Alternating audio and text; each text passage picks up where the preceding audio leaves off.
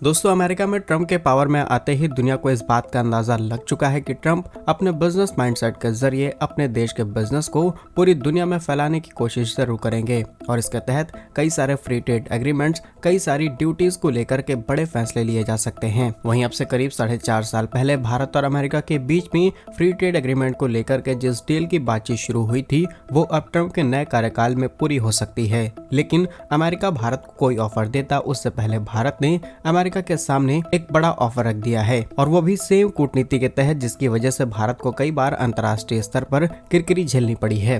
दूसरी खबर भारत और चीन से सामने निकल के आ रही है, जहां पर चाइना ने एक बार फिर भारत के सामने RCEP को ज्वाइन करने का ऑफर रखा है। तीसरी खबर भारत और यूरोप से सामने निकल के आ रही है, जहां पर यूरोप की तरफ से भारत में आने वाले स्टील को लेकर के अब भारत ने एक बार फिर से रिव्यू प्रोसेस को स्टार्ट कर दिया है। अकॉर्डिंग टू द डिमांड हम टैरिफ इम्पोज कर सकें। चौथी खबर भारत और मोजाम्बिक से सामने निकल के आ रही है, जहां पर भारत की तरफ से देश को 2 इंटरसेप्टर बोट्स गिफ्ट की गई हैं। आइए आज के इस वीडियो में सारी इंपॉर्टेंट अपडेट डिटेल्स में आपको बताते हैं। यदि आपको हमारी ये न्यूज सीरीज पसंद आ रही है तो आज के इस वीडियो को लाइक और चैनल को सब्सक्राइब जरूर कीजिएगा। सबसे पहले भारत और अमेरिका की बात की जाए तो जब से ट्रंप पावर में आए हैं तब से पूरी दुनिया में एक चर्चा तेज हो चुकी है। चर्चा ये है कि ट्रंप अपने बिजनेस माइंडसेट के जरिए पूरी दुनिया में अपने देश के बिजनेस को प्रमोट करने की पूरी कोशिश करेंगे। और जब ट्रंप पहले भी सरकार में थे तब भी उन्होंने इस तरीके की तमाम कोशिशें की थी। उसमें एक नाम भारत का भी शामिल था, जहां पर भारत के साथ FTA यानी कि फ्री ट्रेड एग्रीमेंट को लेकर के तमाम बातचीत शुरू हुई थी। इसके अलावा एक छोटा सा FTA भारत और अमेरिका के बीच में साइन किया गया था, लेकिन कुछ समय बाद कोविड आ जाता है और पूरे बिजनेस पूरी तरीके से बर्बाद हो जाते हैं। लेकिन एक बार फिर ट्रंप गद्दी पर बैठ चुके हैं और ऐसे में ट्रंप भारत के सामने कोई ऑफर रखें,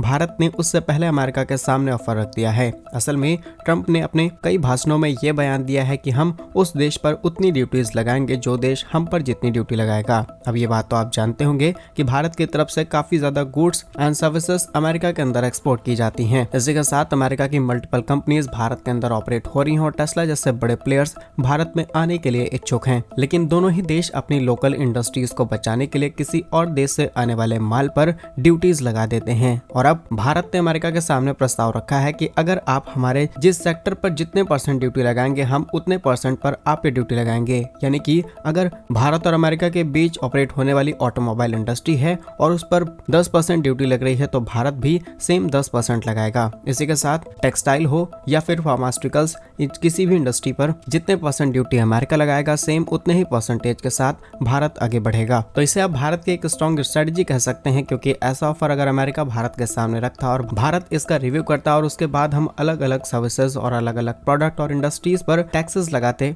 तो इस प्रोसेस में काफी ज्यादा डिले हो सकता था। लेकिन अब ये सारी चीजें अमेरिका पर छोड़ी जा चुकी हैं। अब जैसा रिएक्शन उनकी तरफ से आएगा भारत सेम उसी तरीके से अपने इस प्रोजेक्ट को आगे बढ़ाने वाला है। फिलहाल भारत की इस स्ट्रेटजी पर आप क्या सोचते हैं, कमेंट्स में अपनी राय जरूर बताइएगा। दूसरी खबर भारत और चीन से सामने निकल के आ रही है, जहां पर चीन की तरफ से एक बार फिर भारत के सामने प्रस्ताव रखा गया है कि भारत चाइना के RCEP, जिसे हम रीजनल कॉम्प्रिहेंसिव इकोनॉमिक पार्टनरशिप कहते हैं, इसमें शामिल हो जाए। जानकारी के लिए आपको बता दें कि दुनिया के सबसे बड़ा बिजनेस इकोनॉमिक पार्टनरशिप ऑर्गेनाइजेशन बताई जाती है, जिसमें लगभग वो सभी देश शामिल हैं जो वर्ल्ड की 30% से भी ज्यादा पॉपुलेशन को होल्ड करते हैं। RCEP की डिटेल्स की बात की जाए तो ये एक तरीके का फ्री ट्रेड एग्रीमेंट है, खासकर एशिया पैसिफिक कंट्रीज के अंदर। इसमें Australia, Cambodia, China, Indonesia, Japan, south Korea, Philippines, Singapore जैसे देश शामिल हैं। और इसे इसीलिए तैयार किया गया था ताकि इन सभी देशों के बीच में एक तरीके का फ्री ट्रेड एग्रीमेंट रहे और ये दोनों ही तरफ से दोनों देशों के लिए फायदेमंद रहेगा। मान लीजिए कि इसमें जापान और साउथ कोरिया के बीच में कुछ बायलैटरल ट्रेड किए जाते हैं तो ना ही साउथ कोरिया जापान से आने वाले किसी चीज पर ड्यूटी लगाएगा, वहीं सेम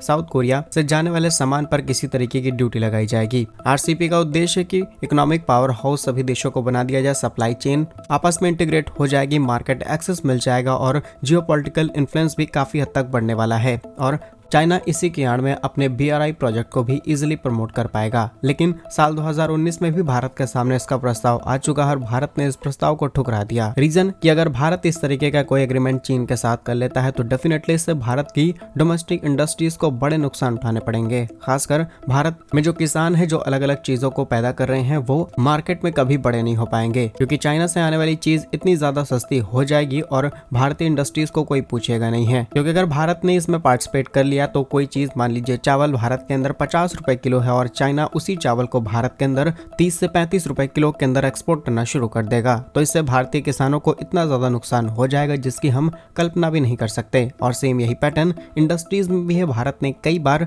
चाइना से आने वाले सस्ते स्टील पर एंटी डंपिंग ड्यूटी इंपोज की है ताकि जो भारत की अलग अलग स्टील कंपनीज हैं उनके प्रोडक्शन पर इफेक्ट ना पड़े और भारत के अंदर जो मैन्युफैक्चरिंग कंपनीज हैं जो कि स्टील को अलग अलग कंपनी से सोर्स करती हैं वो चाइना की जगह भारतीय कंपनी से स्टील खरीदना शुरू करें। इसलिए इस प्रोजेक्ट में भारत का शामिल होना अभी के लिए इम्पॉसिबल लग रहा है, लेकिन चाइना लगातार भारत के सामने इसे पुश करने की कोशिश में है, क्योंकि चाइना बॉर्डर पर जितना ज्यादा गुस्सा दिखाने की कोशिश करता है भारत उतनी ही ड्यूटीज लगाना शुरू कर देता है और इससे चाइना की इकोनॉमी को डायरेक्टली इम्पैक्ट किया जा सकता है। नेक्स्ट इंपॉर्टेंट अपडेट की बात की जाए तो भारत और यूरोप से सामने निकल के आ रही है, जहां पर फाइनली अब यूरोप से आने वाले कई प्रकार के गुड्स पर भारत अलग अलग ड्यूटीज लगाने की तैयारी में है। यदि आपको याद हो तो कुछ समय पहले ही स्टील जो कि भारत की तरफ से यूरोप में एक्सपोर्ट की जाती है, इसके अलावा यूरोप से भारत के अंदर इंपोर्ट की जाती है, यूरोपीय देशों ने उस स्टील की सप्लाई को पूरी तरीके से रोकने का फैसला कर लिया, जहां पर भारत इन देशों से कटिंग स्टील मंगाता था, यानी कि एक स्टील के प्रोडक्ट को बनाने के बाद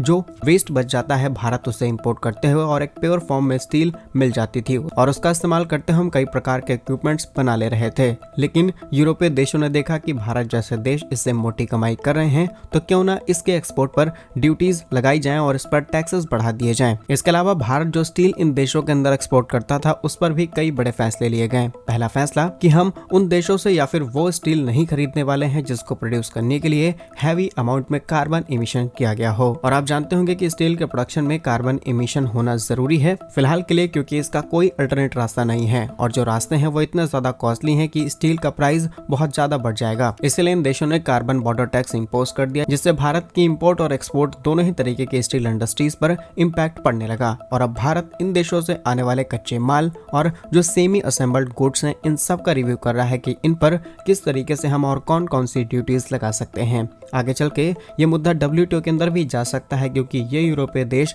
नहीं चाहते कि किसी और देश की तरक्की हो। बाकी इस खबर पर आपकी जो भी राय है कमेंट्स में जरूर बताइएगा। नेक्स्ट इंपॉर्टेंट अपडेट भारत और मोजाम्बिक से सामने निकल के आ रही है, जहां पर भारत की तरफ से मोजाम्बिक को 2 इंटरसेप्टर बोट्स गिफ्ट की गई हैं। जानकारी के लिए आपको बता दें कि अफ्रीका के इस छोटे से देश के अंदर बहुत सारी ऐसी इलीगल एक्टिविटीज होती हैं, साथ ही इस देश का काफी बड़ा कोस्टल एरिया है और इस एरिया पर नजर रखने और इलीगल एक्टिविटीज को रोकने के लिए इनका इस्तेमाल आसानी से किया जा सकता है। रिपोर्ट्स के मुताबिक 8 नवंबर 2024 को भारत सरकार की तरफ से मोजाम्बिक सरकार को 2 जेट चलित फास्ट इंटरसेप्टर क्राफ्ट एक्सपोर्ट किए गए हैं। ये बोट्स मैक्सिमम 45 समुद्री मील और 12 समुद्री मील की गति के साथ आगे बढ़ सकती हैं और एक फ्यूलिंग में करीब 200 समुद्री मील की दूरी आसानी से तय कर सकती हैं और इन बोट्स पर मशीन गन और कई बुलेट रोधी कैबिन लगे हुए हैं, जिससे इस पर किसी भी तरीके का खतरा नहीं है और तमाम तरीके की इनलीगल चीजों को आसानी से रोका जा सकता है। भारत सरकार के इस गिफ्ट के बाद भारत और मोजाम्बिक के रिलेशन पहले से और ज्यादा मजबूत हो जाएंगे और फ्यूचर में जो भी भारत की प्लानिंग है इन्वेस्टमेंट की